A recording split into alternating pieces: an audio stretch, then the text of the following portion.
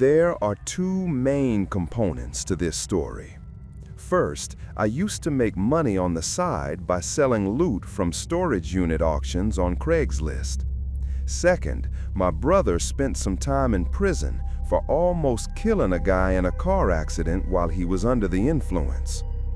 Part 1 of this story takes place while my brother was in prison, and Part 2 happens the weekend of his release, about 6 or 7 months later. Part 1. I bought the keys to this one storage unit that had a whole bunch of cool stuff in it. We're talking about a big flat-screen LED TV, back when those were still brand new, a laptop computer, and 3 vintage motorcycles. As you can imagine, I was pretty much over the moon. After I posted the Craigslist ads and the replies started pouring in, I knew I was on track to make a ton of money. The only trouble was I didn't really have any place to keep the bikes. Much to my wife's anger, I kept one in the garage, one in the TV room, and the smaller dirt bike in the hallway of our house. The only thing that kept her off my back was the promise that they'd fetch us a lot of cash. In the advertisement I posted on Craigslist, I promised to knock 20% off the total asking price if someone bought all the bikes together. Even more if the offer came fast enough. And what do you know? It seemed to work. I got a call a few days later from a guy who was offering cash for all 3 bikes. He could also bring his own bike trailer over to transport them away, which really was the answer to my prayers. So the guy arranged a trailer, then called me again one evening to confirm my address. I passed on my details, and he said he'd be stopping by in the morning. But during the call, every so often I had to stop giving the address so I could shush my 2-year-old, who was apparently still discovering just how loud they could yell. So more than once, I had to apologize and start over. The guy looking to buy the bikes seemed a little annoyed, like the kind of annoyed when you know someone doesn't have kids of their own. But he still said he'd be over in the morning. The next morning comes. I've got the bikes all ready to go, but 10 a.m. comes and goes, and there's no sign of the buyer. 10:30 a.m. rolls around, and there's still no show. So I try giving the guy a call, only to find the phone had been disconnected. He wasn't just ducking me. He didn't try to make an excuse. The phone was just straight up dead. Don't get me wrong, my little Craigslist deals went sideways all the time. People tried to haggle you down at the last minute or simply change their minds. So it wasn't like it was anything out of the ordinary. But a totally disconnected phone line? Very weird. And you can understand why that particular cancellation stuck in my mind. Part 2. Like I mentioned previously, about 6 months after this little incident, my brother gets out of prison.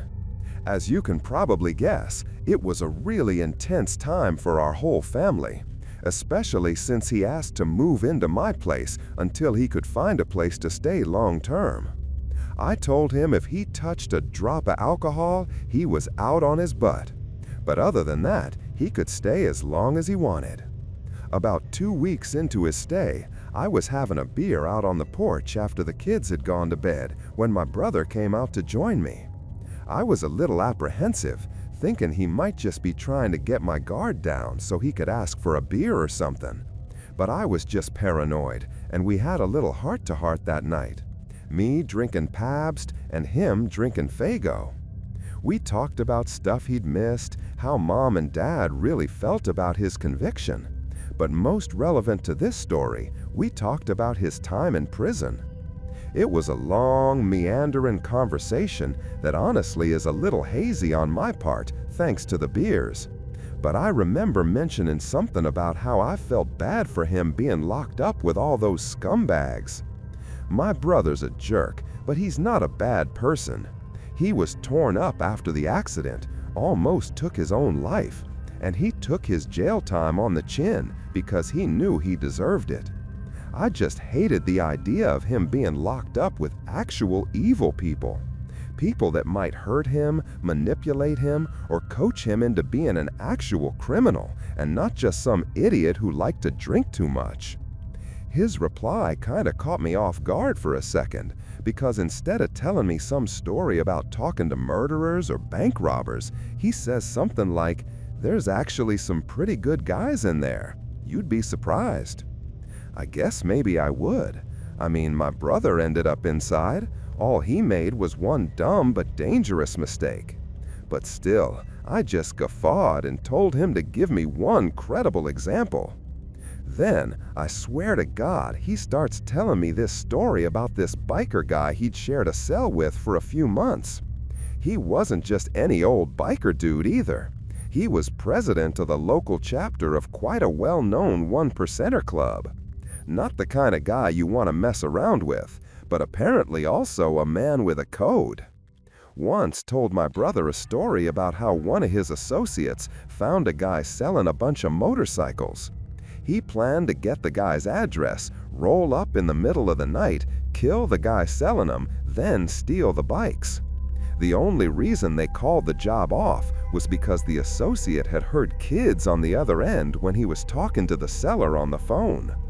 It took a minute for the penny to drop, but I remember interrupting my brother to ask where they'd seen the bikes advertised.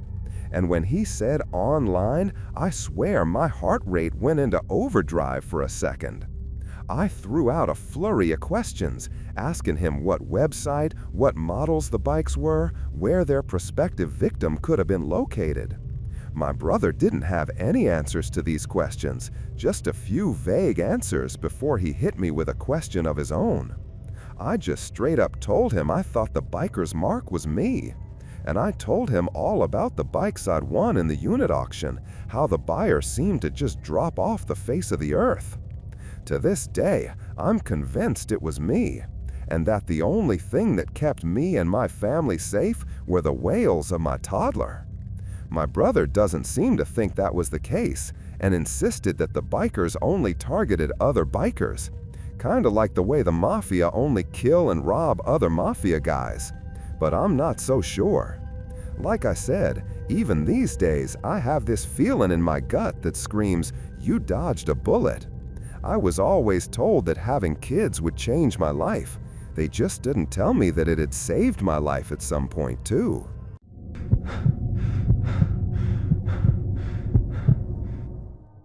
2. I used to use Craigslist a whole bunch, and I only ever had one weird, creepy thing happen to me. To this day, I still don't know if it was real or just some elaborate prank, but it definitely left me with a feeling of unease for a few weeks after. So, I grew up here in Brighton Beach, Brooklyn. My parents were fresh off the boat from Kazakhstan. I'll give you a minute to make the Borat joke. I know you're dying to make it. But once it's out of your system, understand that as Kazakhs growing up in Brighton Beach, I grew up hearing a wide variety of Slavic and Central Asian languages. I knew Kazakh from mom and dad. I learned a lot of Russian due to our neighbors. Heck, we even had an Uzbek landlord who lived on the ground floor. My dad worked with a guy from Turkmenistan who used to sing the old Turkmen nursery rhymes. Needless to say, when it came to being a broke college student at NYU and I heard people would pay for translation services on Craigslist, I was desperate enough to post an ad. I was surprised how many people needed translation work done, but it was mostly inquiries stemming from the Russian to English ad I posted in Russian, and only a handful of emails or calls came from people wanting the reverse. Then, one day, I get an email from a random email address asking if I could translate some Russian into English. I replied saying sure, and they ended up emailing me 2 paragraphs of what looked like handwritten letters. I say they were letters, but they didn't have any names or addresses attached to them. Maybe there was an address and the guy just didn't show me the envelope or whatever. But either way, I noticed something was wrong almost right away. First of all, the paper was filthy. I could barely make out the lettering, but the sender assured me that he'd pay for whatever I could translate. Secondly, although the letters or notes were written in Cyrillic characters, it most definitely wasn't Russian. I told the person to take me a few days to get the translation done, making up some lie about being busy with college. But really, I was asking around my neighbors to see if any of them recognized the language. Eventually, a neighbor of mine recognized that the language was Serbian. They didn't speak any Serbian, but they knew enough to recognize it. And more importantly, they knew someone who could translate it. I printed out 2 black and white copies of the photos. The lettering was more pronounced that way. Then I headed over to this old Serbian guy's apartment on Neptune Avenue. The guy was super friendly at first, inviting me in, offering me tea. I accepted, offering him a little box of burek, which are Serbian pastries, in return, mainly as a thank you for doing the translation for me. We sit down, he puts on his glasses, I hand him the printouts, and he begins to study them. He stops at one point to point out the obvious. Very difficult to read. But as he continues, his happy little expression fades, and he begins to look very, very serious.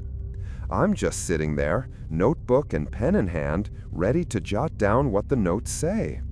But the Serbian guy isn't saying anything. I have to actually press him for even just an idea of what the note said. And at that point, he just looks up at me and says, "I don't know. I think it's something about the war." I assumed the war he was referring to were the series of conflicts in the former Yugoslavia. These were particularly cruel conflicts that often had an ethnic or religious slant to them. So as soon as he said that, I got a particularly bad feeling in my gut.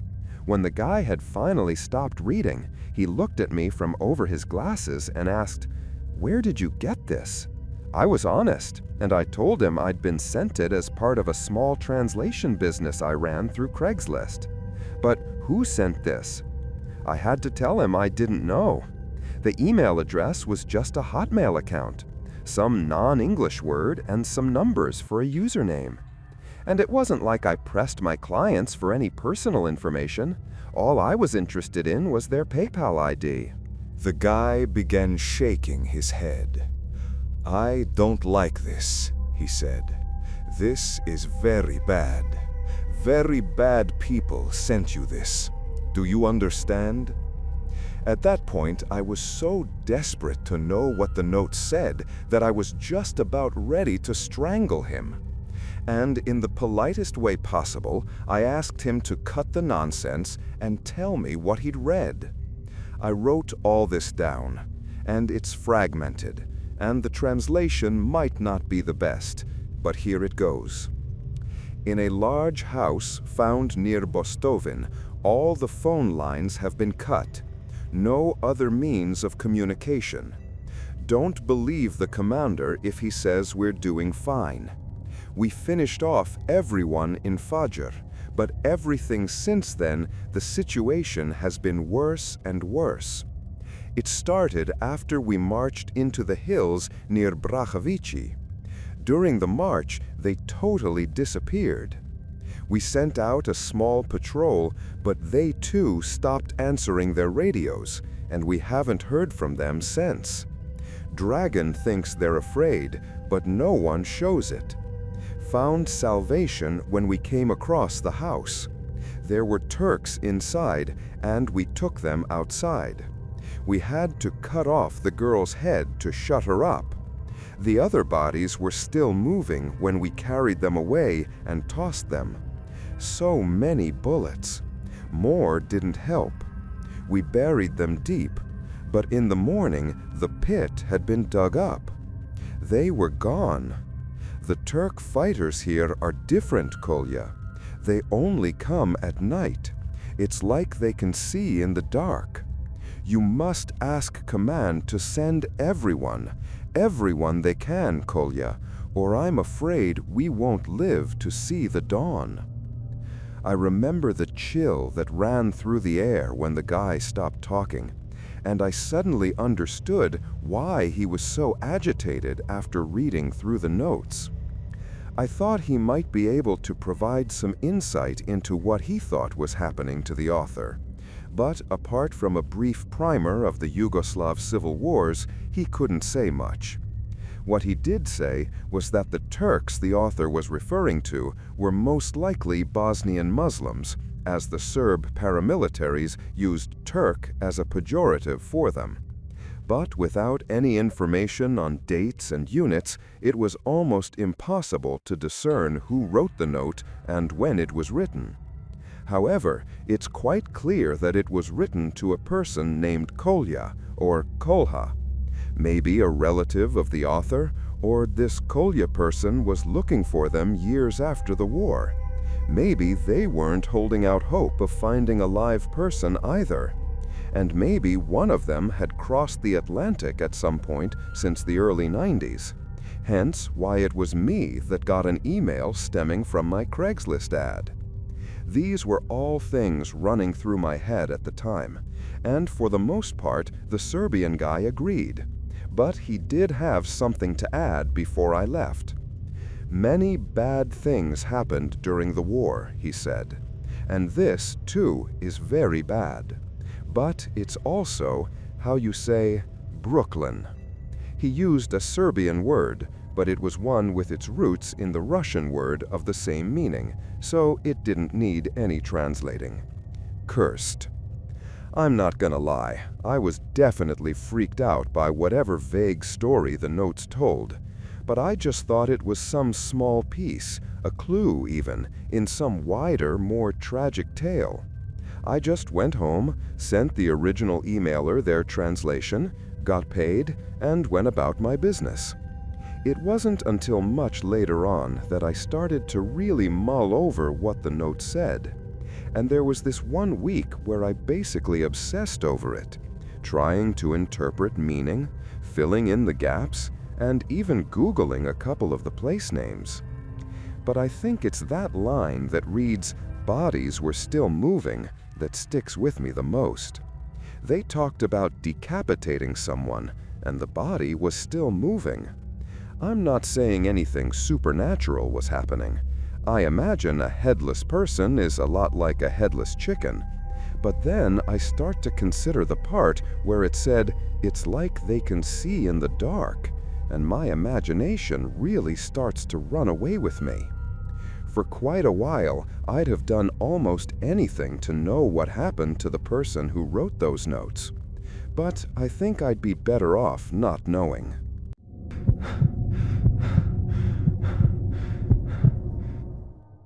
Born February 12, 1986, in Syracuse, New York, Philip Markoff was the second and youngest son of Susan and Richard Markoff. The latter was employed as a dentist. From an early age, Philip proved to be an exceptional student.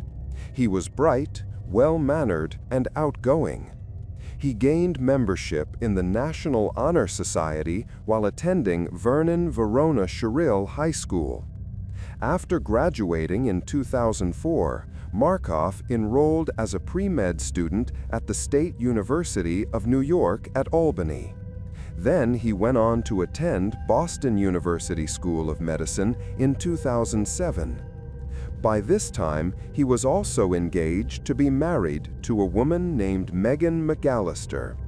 Philip and Megan had met while volunteering at Albany Medical Center Hospital, and they planned their wedding for the date of August 14, 2009.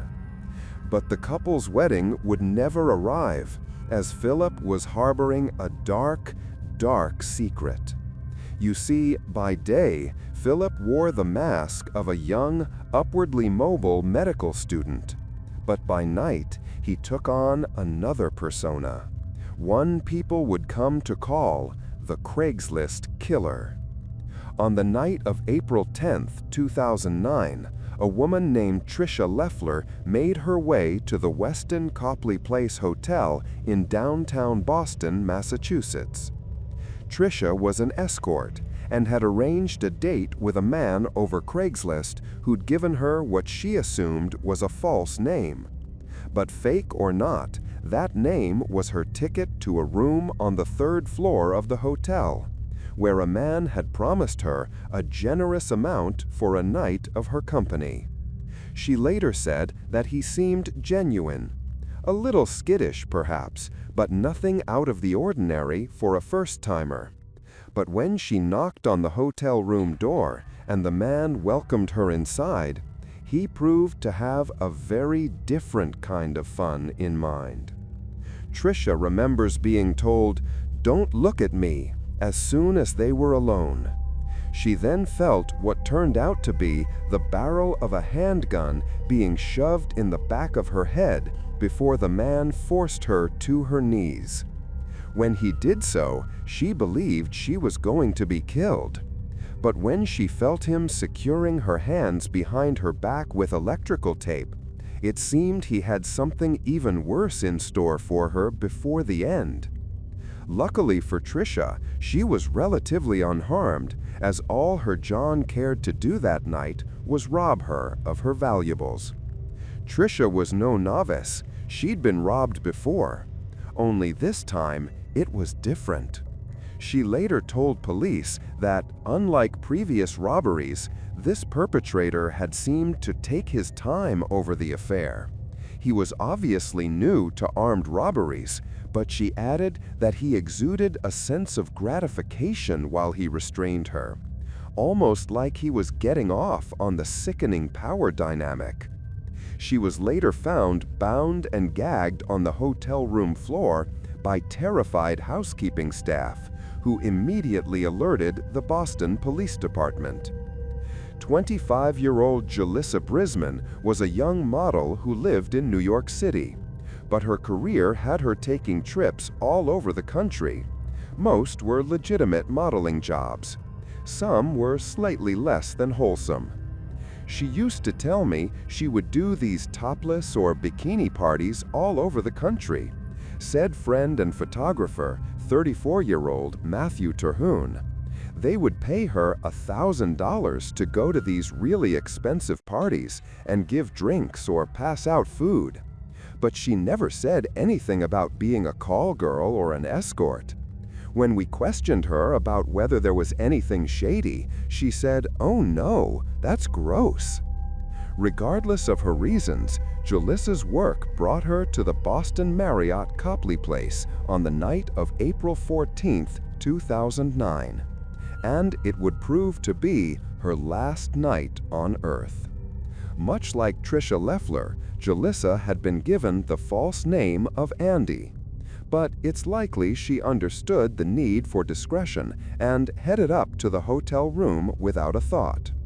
But unlike the incident with Tricia, there seemed to be something Julissa didn't like about the man she saw when he opened the hotel room.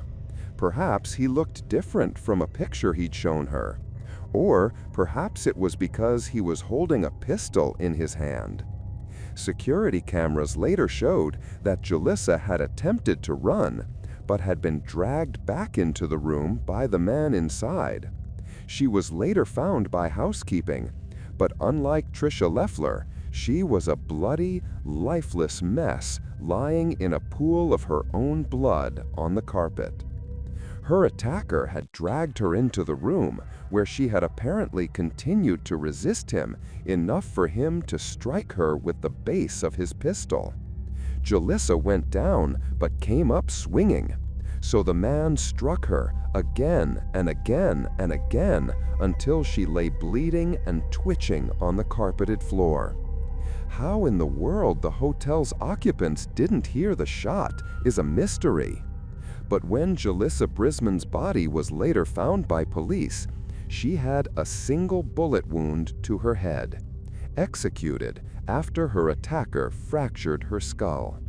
She only had a zip tie around one of her wrists, which means she fought valiantly until the very end. In the hours that followed, Boston PD homicide detectives found themselves poring over the Marriott's security camera footage when one of them noticed someone familiar. It was a man who looked remarkably similar to the suspect of their Westin hotel robbery of just a few days prior. Naturally, the police became very interested in apprehending the suspect before he could strike again. If he'd escalated from robbery to murder so quickly, there's no telling what havoc he might wreak in the near future. It took just 48 hours for their man to strike again. Cynthia Melton was an exotic dancer who danced at the Cadillac Lounge in Providence. But Cynthia had a side gig, advertising lap dances on Craigslist. She was surprised how popular the ads were and found the private dances could sometimes be incredibly lucrative. On April 16, 2009, she arranged to meet with a client she had met through the erotic services section at the Warwick Hotel Express. The man had scheduled their meeting for 11 p.m., but once inside the room, a man wearing a baseball cap pulled a gun, made her lie face down on the floor, and bound her with the same type of plastic ties used on Brisman. The attacker then attempted to silence her with a ball gag, stuffing it into her mouth before securing the ties at the back of her head. Cynthia later told police that the tall, blonde young man had been extremely nervous and that he was visibly shaking as he ransacked her purse for cash and credit cards, telling her, "Don't worry, I'm not going to kill you. Just give me the money." Thankfully, at that point, Cynthia's husband happened to knock on the door as he'd become concerned at the dead silence inside the room. When he opened it, the tall, blonde man pointed a gun at him. Both men fled the scene in terror. But it was yet another opportunity for the police to gather evidence on their suspect. They somehow managed to trace the phone he was using to a nearby Walmart, and later discovered their attacker had purchased a baseball cap that was worn during the robbery. That was how the police discovered the killer's name, and his name was Philip Markoff. On April 20th, Philip Markoff was apprehended during an apparent routine traffic stop in Walpole, Massachusetts, while he and his fiancée were on their way to Foxwoods Casino in Connecticut. During his 70-minute police interview, Megan McAllister vehemently defended her boyfriend, denying he had anything to do with the Boston hotel murders. "Oh, no, no, no. He tells me everything. He doesn't go on Craigslist," she said. "I mean, he's not going to find work or anything, you know." When asked if he seemed to be spending a lot of nights away from their apartment, McAllister found the idea absurd. "He doesn't have any great friends," she said. "He has a couple of friends at BU that I don't even know that well, but we don't hang out with people that much. We don't have money to go out, so it's like we're in the apartment 24/7. He doesn't have a life because he's in medical school." When detectives showed her surveillance photos of Markoff taken on one of the nights of the crimes, she began to realize they believed that her fiancé resembled the suspect. Yet still, she defended him. "He complains about money all the time, that, we have no money, so he's not going to rob somebody," she said. "He'll go to the casino to try to win money. He's not going to rob somebody." Markoff also denied being the Craigslist killer. But by then, police had tracked emails he had sent Brisman to his Quincy apartment, and one of his victims had identified him from a picture. When police took him in for questioning that day, he was so arrogant that he was wearing the shoes he wore the night of Brisman's killing, with her blood still splattered on them. Detectives asked if he had been in any downtown hotels in recent weeks, if perhaps he might have been meeting with women behind his fiancé's back and was too ashamed to admit it.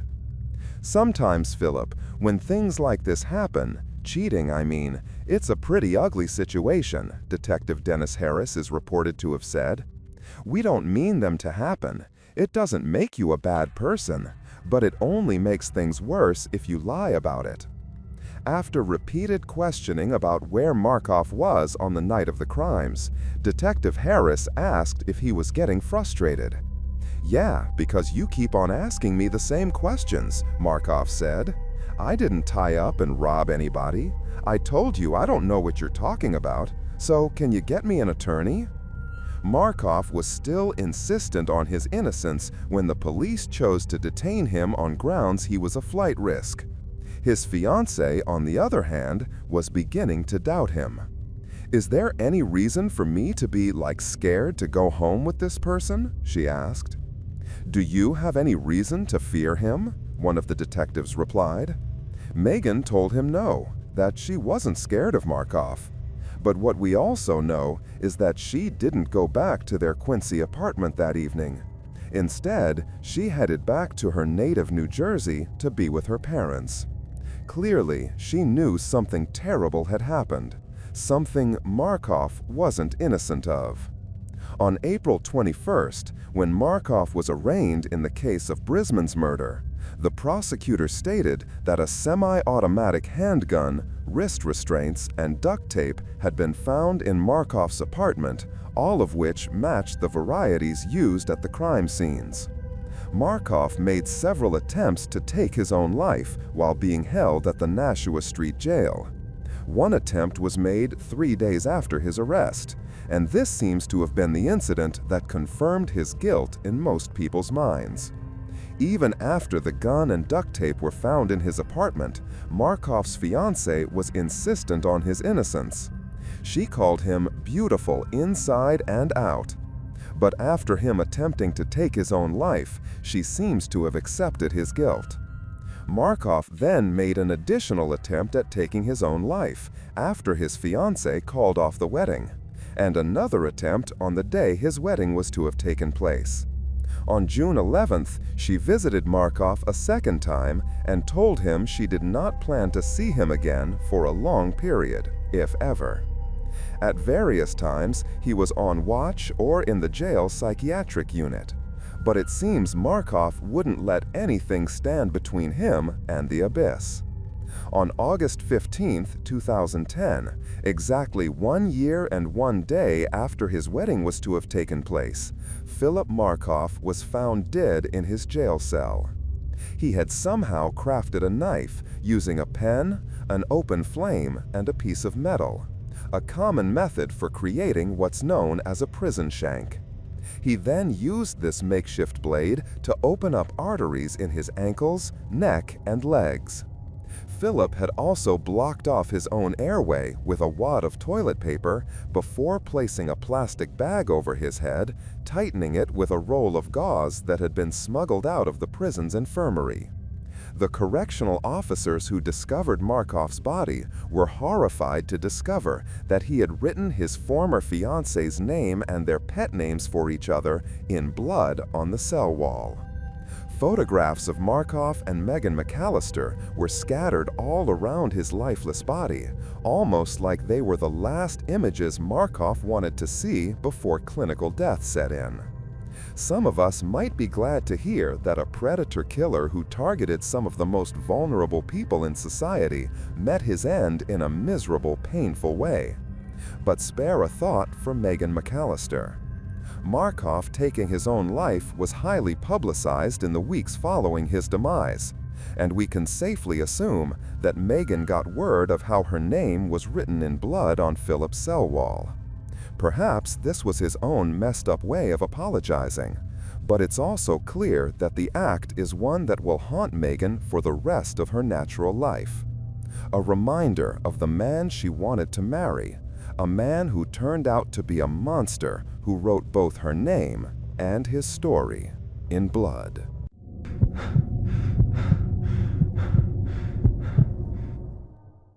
In October of 2011, when 51-year-old divorcee David Pauly learned his Craigslist job application had been accepted, he was elated. For the past few months, he'd been unemployed and was so broke that he'd been forced to sleep on his brother's couch in Norfolk, Virginia. So when he got the good news about his job and the prospect of making a cool $300 a week was nothing short of a godsend. Not only that, but he had been promised a 2-bedroom, all-amenities trailer to reside in, completely free of charge. The ad had read, "Wanted, caretaker for Ohio farm. Simply watch over a 688-acre patch of hilly farmland and feed a few cows. You get $300 a week in a nice 2-bedroom trailer. Someone older and single preferred, but we'll consider all. Relocation a must. You must have a clean record and be trustworthy. Nearest neighbor is a mile away. The place is secluded and beautiful. It'll be a real getaway for the right person.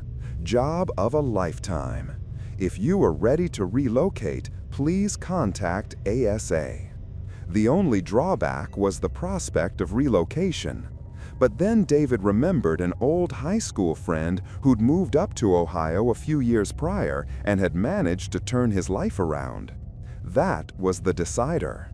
And shortly afterward, David drafted an email to send to the advertisements poster, a man who called himself Jack. A few days later, David received a reply back from Jack saying that he had narrowed his list down to 3 candidates. Shortly after that came the confirmation call. David's older brother, Richard Pauley, remembered how happy he was when the call finally came. "He was yelling, 'I got it! I got the job!'" Richard later said. Then he immediately called his buddy of his up in Ohio, Maul, and started talking a mile a minute. He swore that this was the best thing that had ever happened to him and said he couldn't wait to pack up and go. Chris Maul, David's buddy up in Ohio, found himself in tears when he got the news. He'd long taken to calling David his brother from another mother and had been deeply concerned for his old friend following what had been a messy, bitter divorce. It was like, maybe this is the turning point and things are finally going the right way, Maul later said. The two friends arranged to meet up during David's first week in Ohio, with Chris promising to help him settle in. After that, all that was left was to pack up his belongings and hit the road. David arrived at the Red Roof Inn in Parkersburg, West Virginia, on the night of Saturday, October 22, 2011. His journey was almost over. And just before bedding down at the roadside hotel, David called his old friend Chris, who told him to give him a call when he was all settled in to his new living quarters. Yet when the next day came and went, Chris hadn't heard back from David, and he began to grow concerned. He contacted David's brother Richard, who in turn provided him with the landline number for his friend's new employer, the mysterious Jack. To Chris's relief, Jack answered his call to warmly assure him that David had arrived safely at the farm. In fact, he'd only just parted ways with him, and his lack of contact could be explained by the fact that the farm was out of reach of cell phone towers. Jack added that he supposed David hadn't called because he'd been busy familiarizing himself with the vast surrounding farmlands, an excuse which made perfect sense to Chris. Jack then assured him that he'd give David a call as soon as possible, and the men ended the conversation on good terms. When a few more days passed and David still hadn't called, Chris Maul began to worry. He called Jack on his farm's landline again, only to be informed that David had apparently packed all of his things into his truck before taking off for Pennsylvania, apparently to work on a drilling rig for a more generous salary. Again, it was an excuse that made all the sense in the world. For some reason, it just didn't sit right with Chris.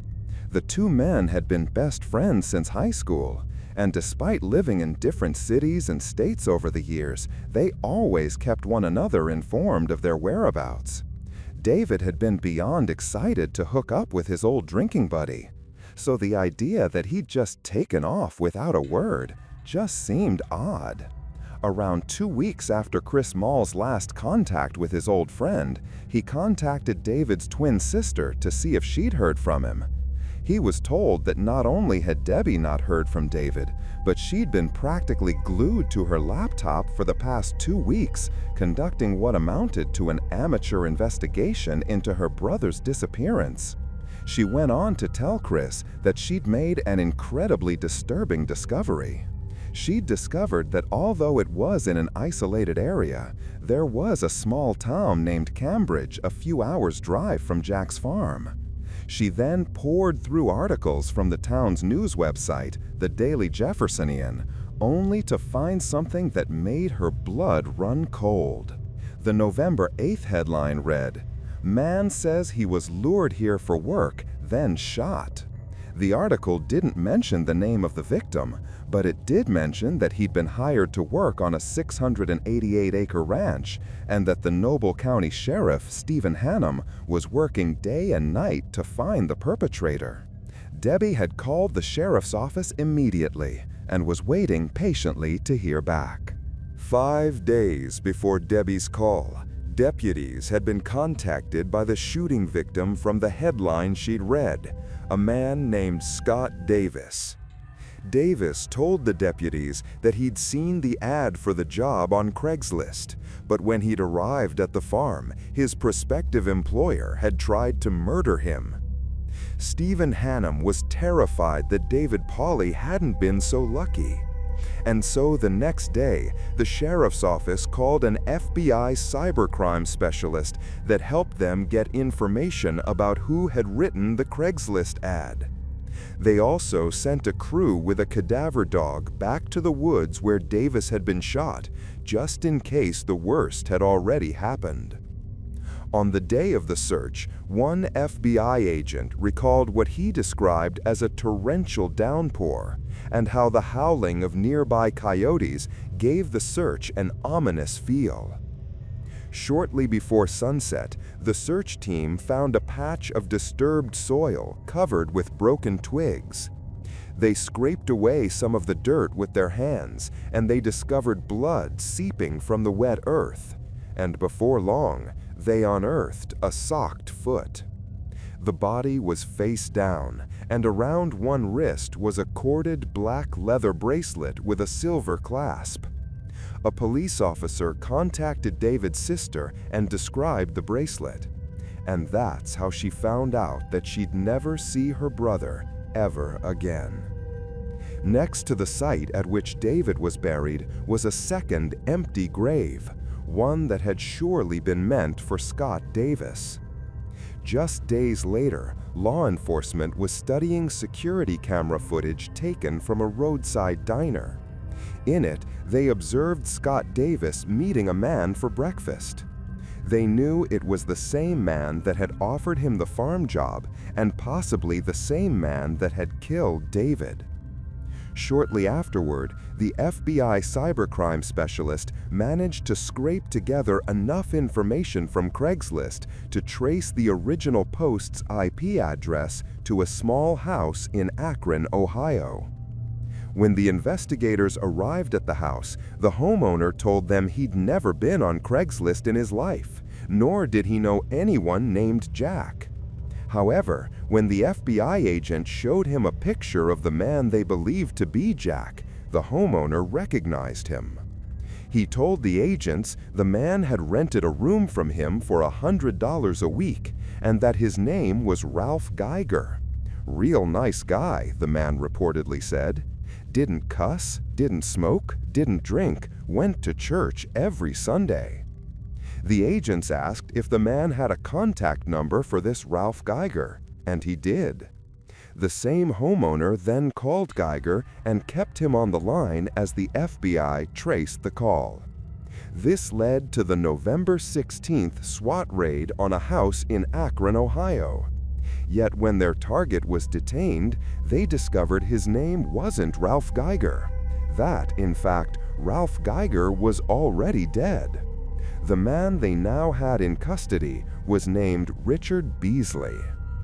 But Beasley hadn't been working alone.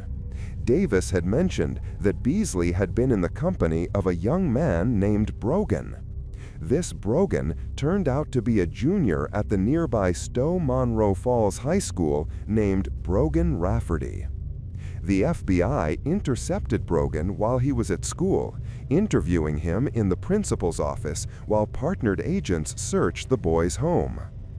Brogan later told his mother that before he left school that day, he had found a girl he liked and kissed her, even though her boyfriend was nearby. He had been worried that he'd never see her or anyone else from his high school again. He was right to worry, but not because he'd kissed anyone, because that evening, police arrived with a warrant and he was promptly arrested. Meanwhile, other FBI agents dug up everything they could on the mysterious Jack. Jack turned out to be none other than Richard Beasley himself. Richard was born in 1959 and raised primarily by his mother, who worked as a secretary at a local high school. He married and had a daughter named Tanya, who was about the same age as Brogan Rafferty, and held down various machinist jobs over the years in between prison spells. He'd done 5 years on burglary charges in Texas and another 7 in federal prison for a firearms violation. One FBI agent later said that Richard looked like an evil version of Santa with his wild eyebrows and bushy white beard. He also seemed to have mobility difficulties, which apparently stemmed from an incident in the mid-2000s when a dump truck hit Richard's car, leaving him with head, chest, and spinal injuries. After the accident, Richard told people he'd found God and began to spend a lot of time at a local megachurch known as the Chapel. He also became heavily reliant on opiate-based medications, and his addiction wreaked havoc on what was already a chaotic lifestyle. Acquaintances had described Richard as lazy and a scam artist, but assured police he was relatively harmless and had never once lost his temper in the time they'd known him. But it seems Richard had a dark side, one that he revealed to very few people in his life. Amy Saller, a self-described former crack addict and escort, knew Richard after meeting him at a halfway house. He told me his mission was to save all the girls that are on the streets, she later stated. I pictured him as a savior, somebody that was trying to help me. But he didn't want to help. All he wanted to use us. Richard bought cell phones for many of the girls at the halfway house, but instead of using them to touch base and keep them on the right track, Richard essentially became their pimp. They began advertising their services online before he drove them to meet John's. Amy added that Richard would do anything in his power to keep the girls at the house, including having them relapse on their addictions just to keep them pliant. Amy said that although she never saw Beasley get violent, all the girls feared him. He was a manipulator, a man who implied violence, and although he generally kept his cool, they knew he was perfectly capable of inflicting serious harm. David Pauly wasn't Richard Beasley's first victim, and he wouldn't have been his last. But thanks to Scott Davis surviving his attack and the tireless work of law enforcement, Richard Beasley's killing spree came to an end. In 2013, Richard Beasley was convicted of multiple counts of murder, attempted murder, and robbery. He was sentenced to death and remains on death row in Ohio to this day. Brogan Rafferty was also convicted for his role in the crimes and sentenced to life in prison without the possibility of parole. David Pauly's family and friends will never forget the man who just wanted a fresh start. A man whose life was stolen by a predator who used Craigslist as his hunting ground.